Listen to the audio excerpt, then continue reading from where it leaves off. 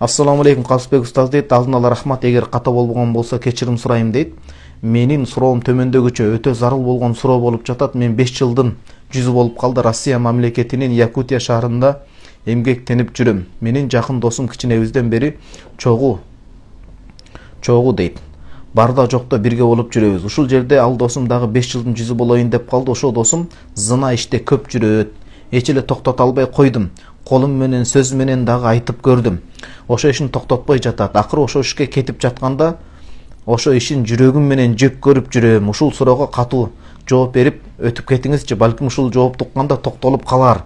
Бир канча устаздарды угат. Зына ишине келгенде ошол сөздөрүн укпай коет. Канткенде токтото алам, устаз эртең акыретке барганда досум үчүн мен дагы жооп берип каламмы деп ойлойм. Ал досума эмес, өзүмө жооп бере албаймын устаз дейт. Аллах ыраазы болсун.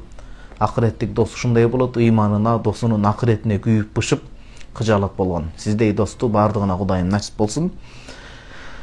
Досуңузга айтыңыз, кайтар дүйнө.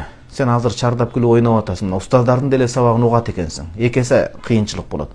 Билбей барган адамдыкы бир эсе күнөө болот. Сеники эки эсе болот досумбай деңиз. Сен алымдардын угуп атасың ушул сөзүн. Анан ошол ишке бетбактык кылып жыйыштырып коюп барып атасың. Билип туруп баргандыкы жаман болот. Күнөөнү күлүп кылган тозокко ыйлап кирет деген алымдардын сөзү бар. Тозокко киргизген сиз биз эмес. Бирөөнү тозок менен айтканда мен сабагыма колдоно бербейм, ал Кудайдын иши.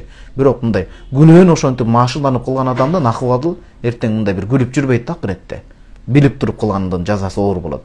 Экинчиси бул кайтар дүйнө. Эртең жигит, эртең бар үй бүлө көчүш керек, үйлөнөт. Кандай аял келет буга? Ким кепилдик бере алат таза аял келеби дегенде? Эгер бул ишин токтотпосо. Экинчиси, эртең үй бүлөлүү болгондон кийин кыздарынын келечегине ким кепилдик берет? Мунун апасынын келечегине ким кепилдик берет? Бул тиякта ошол Якутияда ойноп күлүп жүргөндө жаман сөздү айтпай эле коелу, башка шуулдар жакындарын пайдаланып кетпесин да. Кудайдын адилет таразасы бирдей да. Жашоодо пайдаланып кетем, мен кыйынмын деген маселе жок. Экинчиден, ал жерде иштебей зына кылып жүрсө Кыргызстанга келсин. Ошо бизде могу тарбия, жүрөктө Кудай көрүп билип турат деген сезим жок да. Ошону орнотсун маяка.